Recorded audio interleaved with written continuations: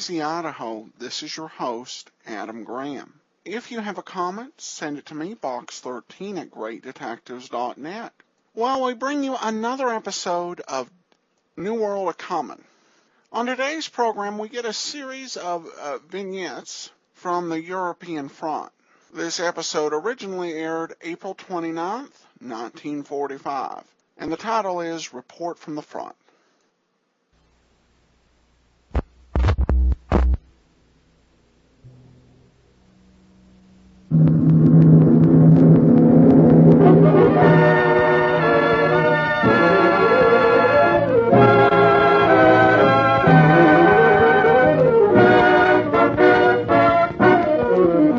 With the sweep and fury of the resurrection, there's a new world a-coming.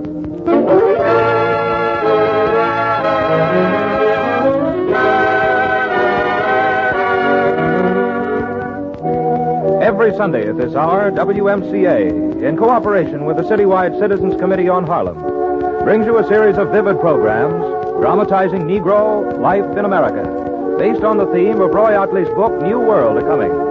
Today we present Report from the Front, the dramatic eyewitness accounts of Negroes in action in the European theater of war, starring Canada Lee, Frederick O'Neill, and Charles Perry. Written, produced, and directed by Mitchell Grayson.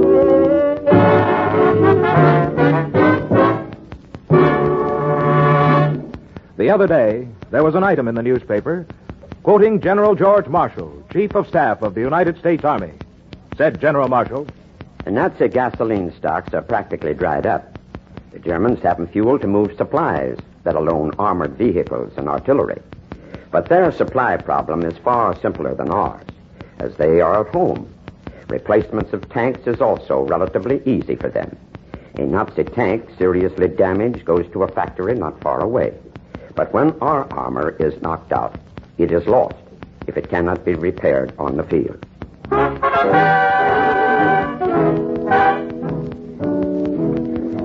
Repairing tanks on the field is vital to holding newly won positions gained by our victorious armies.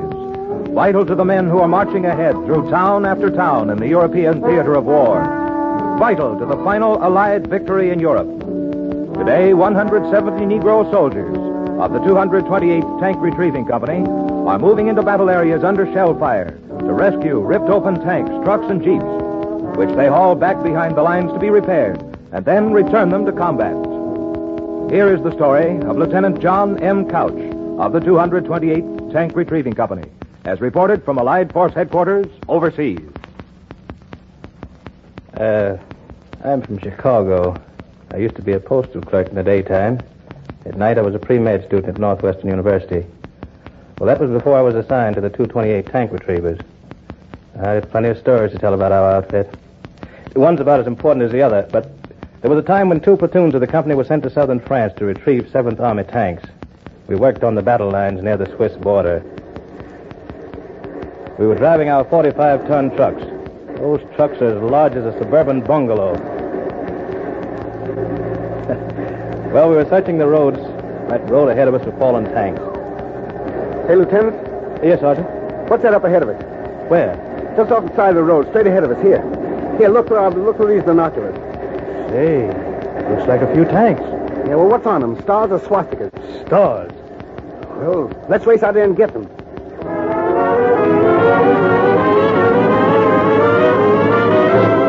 Say, Sergeant. Yeah? Say, I wonder what's up. Looks like it may be a trap. Yeah, I thought of that myself. Say, look at our men. They're being forced to retreat beyond that hill. The Germans must have us outnumbered. What do you think we ought to do? See, we counted 15 damaged American tanks on this road. Is that right? Yes, sir. I'll give you one guess what we'll do. Okay, sir. Signal the other trucks behind us to get those tanks picked up and loaded aboard. Yes, sir. We've got 15 tanks to save. No time to lose. Hop to it.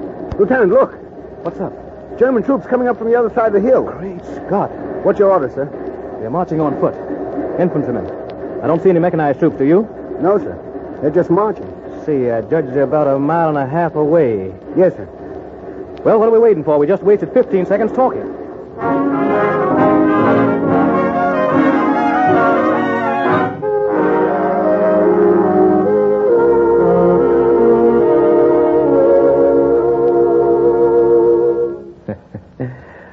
here to tell the story, so I guess you must know what happened. Well, we got those 15 tanks off the road in exactly 10 minutes. And while we were sweating it out, we could see the Jerry's advancing on us. They tried shooting at us, but they didn't get a single one of us. They didn't get our tanks either. Kind of proud of my outfit. In the 11 months that we've been overseas, we Negroes in the 228th Tank Retrieving Company have hauled back 2,000 tanks for salvage and repairs. And that's not counting the German armor and other equipment we picked up for bomb rallies in the United States. Well, all in all, this amounted to about 64,000 tons of tanks saved from falling into the hands of the Germans. And the estimated cost of these tanks is about $70 million. And all of it without losing a single man in our company. I tell you, it's a record we're all mighty proud of.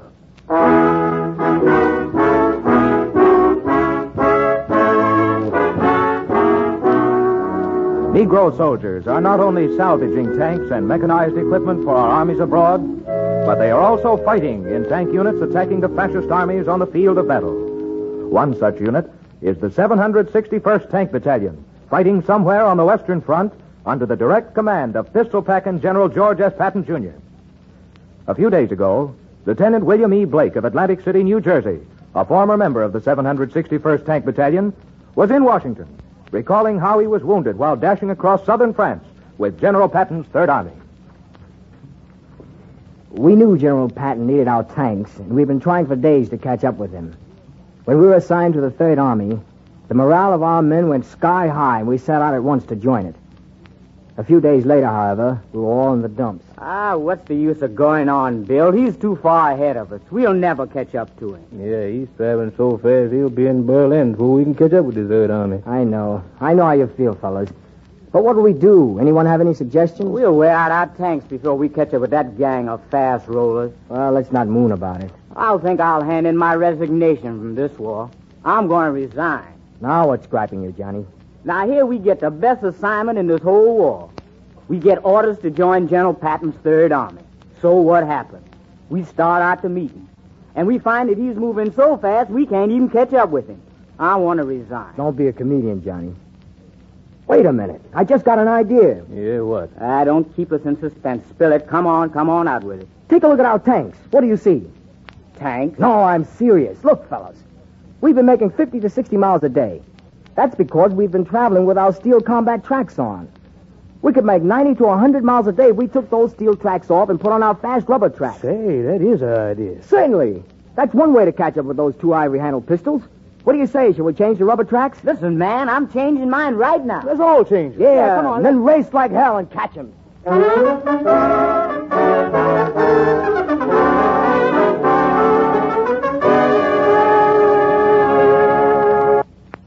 I never dreamed that any army could move so fast while fighting. But General Patton's Third Army did. And we actually did 90 to 100 miles a day when we finally overtook him.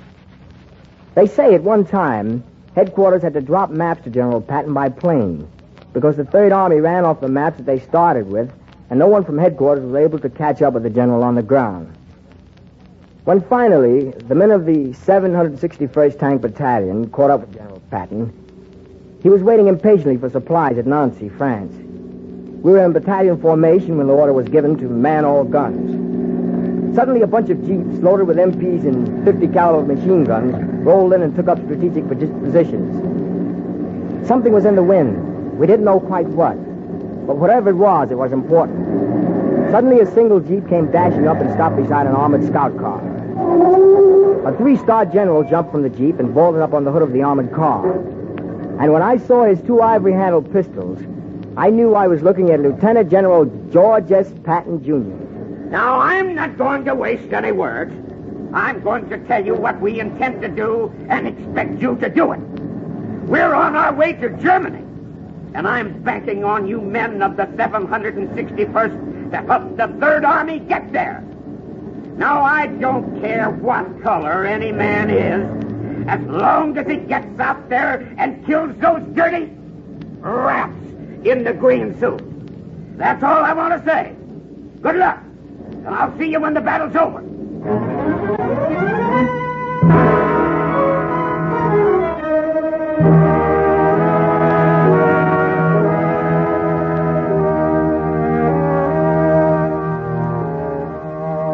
It all seems seems like a dream now that I look back on it. When General Patton struck at a town 3,000 yards from the German border, I was a liaison officer between the 26th Infantry Division, known as the Yankees, and a company of tanks from my battalion attached to the New Englanders for support. When we entered the city, I was located in a building that was between me and the direction from which Jerry's artillery shells were coming. Then I received orders to report to the regimental command post for instructions. It was pitch dark, and the only way I could find my way up the streets was by hugging the buildings as I went along. Well, just as I got outside my building, a German shell landed on the outskirts of the village.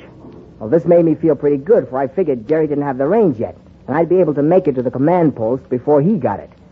But I guess I was wrong. I heard a bomb scream over my head, and I flattened out on the ground close beside the building. The shell landed on top of the building, and a big pile of debris fell in the middle of my back as I lay there. The concussion stunned me, and I lay there for quite a while. Finally, I got myself together and began crawling onto the command post. I decided it would be best if I didn't tell anyone about my injury. I didn't want to be separated from my outfit on its way to Berlin. I wouldn't risk being sent to a hospital behind the lines while the fellows in my outfit headed east through Germany. Well, a tank outfit fights for 2 days, and then it needs a third day to make repairs. Say, what do you think of this outfit, Bill, now that we're in the thick of it? It's what we've been wanting all along. Did you ever think it'd turn out this way? What do you mean? Fighting with General Patton? Sure I did, if we ever caught up with him. I just finished a letter to my folks back home. I'm going to drop it off at the next mail station if we get time to stop for a minute. Your family and mine ought to be plenty proud of what's happened to our particular outfit. Did you tell them about what old Blood and Guts said? No. I'm going to save that until I get a leave. That's a story that's got to be told face to face. But I did tell them, though, about how we were sent out to take the pressure off the fighting there near Bastogne there yesterday. Told them how we moved so fast and fought so often that at one time we had only 9 out of 54 tanks ready to fight. The old General Patton called for that 9. We give them to him. Say, yes. Yes. Am I seeing things? Or are those the 4th Armored tanks coming toward us? Say, that's the 4th Armored Division, all right. Why, just yesterday they were sent out to spearhead the attack on the Jerrys. And now they're coming back as we're going up. That's funny, isn't it? Say, there's a tankman just stopped. Let's go and ask him what's up. Yeah, come on.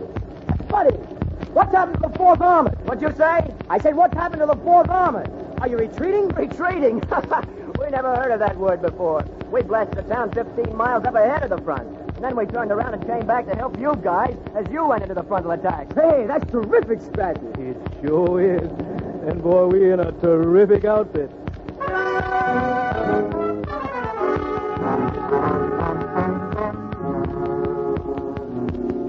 For a total of 8 days, I managed to keep up with the grueling advances of General Patton's forces.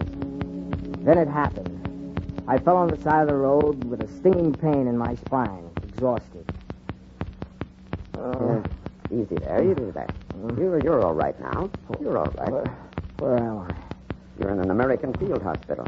Your division went on ahead without you. You've been badly hurt. What do you say?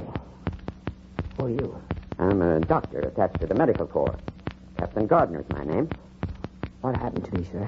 Well, you suffered some serious injuries to your spinal column. You're going to be evacuated to a hospital far behind the lines. Evacuate? Yes, Lieutenant Blake. We're planning to send you to the hospital at Round. You'll be there for a little while, and then you'll be flown to England. Possibly after that, you'll be taken back to the United States. You've seen all of this war that you're going to see. As a matter of fact, from now on, you're out of it.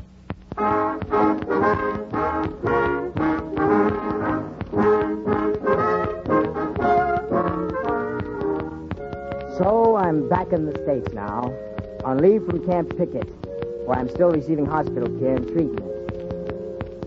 In the past couple of weeks, I've been reading in the papers what General Patton's armored troops have been doing. I guess you have, too. I'm sorry I'm not back there fighting with them. But one thing I'm glad of. Negroes are fighting in the tank battalions and are doing a fine job. There's no color discrimination in that division. A white soldier's life depends on the fighting ability of a Negro soldier or vice versa.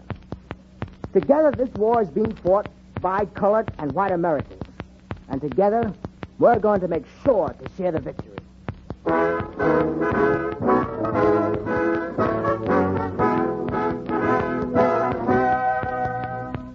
That was the story of Lieutenant William E. Blake of Atlantic City, New Jersey, a former member of the 761st Tank Battalion, attached to General Patton's Third Army. Negroes are today fighting in all branches of the armed services: tanks, infantry, Navy, and Air Forces. When Roy Otley, the author of New World A-Coming, returned to the United States after his roving assignment as war correspondent for the newspaper PM, he told of an incident which happened in the Mediterranean theater of war. An incident which that time has since been told and retold by the men in the service fighting on the Italian front. Here's the story. There's an inspiring story making the rounds of the European battlefront today. It's the story of the Red Tails, an all-Negro fighting group with top-notch morale, which has run up an enviable record in sky battles from North Africa to Germany. I've seen hundreds of silver-colored planes with glistening red tails sparkling in the sun, swooping gracefully out of the bright blue sky, peeling downward at tremendous speed, and with sputtering blasts from their high-powered engines straighten out to land on makeshift dirt runways somewhere in the Adriatic. The Red Tails are the all-Negro fighter group of the 15th Air Force, commanded by Colonel Benjamin Davis, Jr., son of Brigadier General Davis, the highest-ranking Negro officer in the United States Army. The Red Tails flying P-51 Mustangs have blasted enemy targets from North Africa to France, from Italy to Yugoslavia, Hungary, and Germany, escorting bombers to targets in Ploesti, Sofia, Salerno, Friedrichshafen, and Munich. In one day alone, they had gone up 9 times on 9 successful bombing missions and returned to win the commendation of General Montgomery. The main task of this fighter group has been to protect our bombers against enemy fighters. They fly as a protective wing, in front, behind, and on the sides of the great American bomber fortresses. Returning from a mission over southern France one day, a red-tailed flyer noticed a crippled bomber limping homeward. The men in the bomber, 10 of them, were all white flyers. Inside the bomber, they were deciding what to do about their ship. Captain, I've just been out there on the wing of the plane. Those 2 motors have been badly damaged by enemy flak. They won't hold up much longer. Pretty bad, huh? Yes, sir. We're losing speed. It'd be an easy target if any Jerry showed up suddenly. They blow us to kingdom come, sir. Only 2 things we can do under the circumstances. Yes, sir? We can either bail out here on enemy territory and be captured, or we could try to limp back to our base. We're losing more speed, sir. Well, that's too bad. We've dropped far behind the other planes on this mission. We're out here alone now. Give the order to bail out. Rear gunner to pilot. Rear gunner to pilot. Pilot to rear gunner. Go ahead. Say, Captain, I just spotted a plane at 11 o'clock. Can't make out whether it's an enemy plane or not. Better not take any chances. It's probably a Jerry. If he gets too close, let him have a burst. Yes, sir. All gunners stand by. Plane approaching 11 o'clock. Here he comes.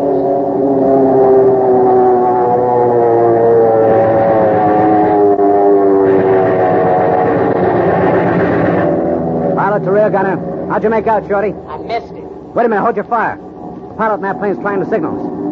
Holy mackerel, it's a red-tail fighter, one of the Negro flyers. He's rocking his wings to show us he's an American. I'll contact him through our radio. Hello? P-51 Red Tail. Hello, P-51 Red Tail. Can you hear me? Over. Yes, I can hear you. You're pretty badly shot up, aren't you? Yes. 2 of our motors are out of commission. I noticed you're in trouble. I broke away from the squad to give you a hand in case any Jerry's start to attack you. I'll stick with you and give you some protection.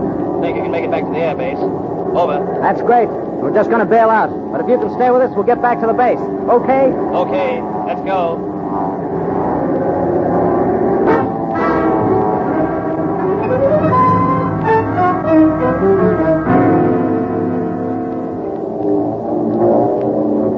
P-51 Deliberator. P-51 Deliberator. Go ahead, P-51. How you doing? Think you'll hold out all right? Over. It's only about another 100 miles back to the base. We've been losing more and more speed, but I think we'll just make it if nothing else interferes. Hold it just a minute. I think I see something. What is it, P-51? Yes, I do. Not so good. 2 Jerry planes at 4 o'clock coming up pretty fast. Can you handle them? I think so. I'll peel off and take care of them. You keep straight on your course, and I'll pick you up on the way home. Okay, go to it. Roger. And good luck. Roger.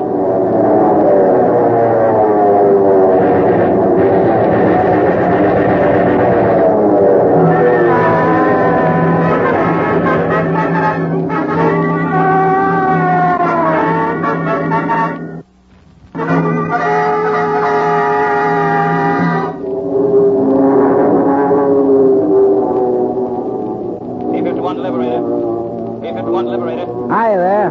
How'd you make out? I'm with you, ain't I? You certainly are. You lay ain't bothering us anymore, are they? No, they're not. And that's it. I got one and the other one turned around and went home. Thanks, buddy. You saved our lives.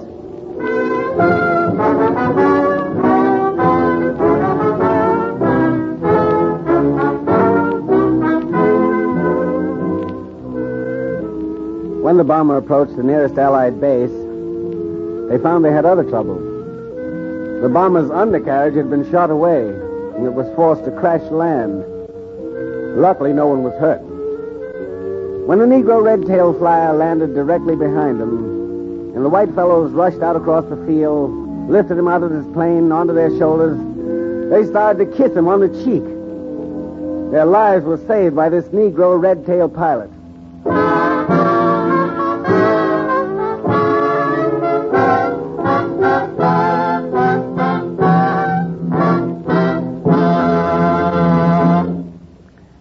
Now, that's a true story. And here's the payoff on the Red Tails. In more than 100 combat missions on which the Red Tails have given escort cover to their big friends, the long-range heavy bombers, they have not lost a single ship to enemy figures, a record the entire Army is proud of.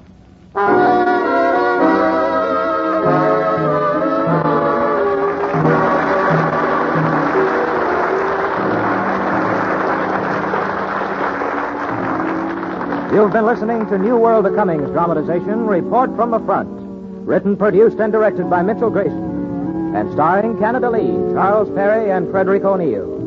Others in the cast today included Fred Carter, Don Gibson, John Adair, and Paul Mann. We invite you to be with us again next Sunday at 3:03, when we will again present New World of Cummings. Music by James Lazito was conducted by Jerry Sears. The theme song was composed by Duke Ellington. If you'd like to attend a broadcast of New World of Cumming, you may obtain tickets by writing to WMCA 1657 Broadway, Zone 19, New York City, and they will be forwarded to you at once. Your announcer is George Willard. This was a public service feature of WMCA.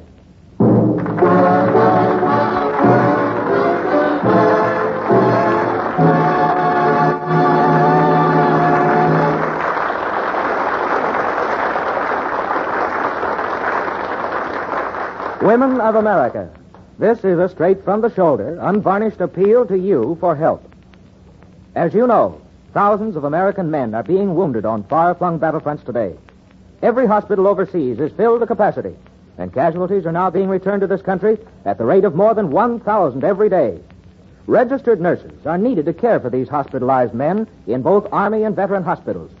If you are untrained, by offering your services for even a few hours a day, you'll help release a trained nurse for the important work of bringing wounded men back from the battlefronts. So whether you're trained or untrained, whether you're young or old, you're needed desperately to help in relieving the present nursing crisis. Won't you go to your local Red Cross chapter tomorrow and learn where and how you can serve? Welcome back. I get the distinct impression that they edited General Patton just a tad. But these were some good stories that brought some real-life perspective to the war. That will do it for today. If you have a comment, email me, box13@greatdetectives.net. I welcome your story or that of loved ones who served during World War II. Ken Curlin provides our opening theme music, KenCurlin.com. I am your host, Adam Graham. This series is provided as a service of the Great Detectives of Old Time Radio, greatdetectives.net.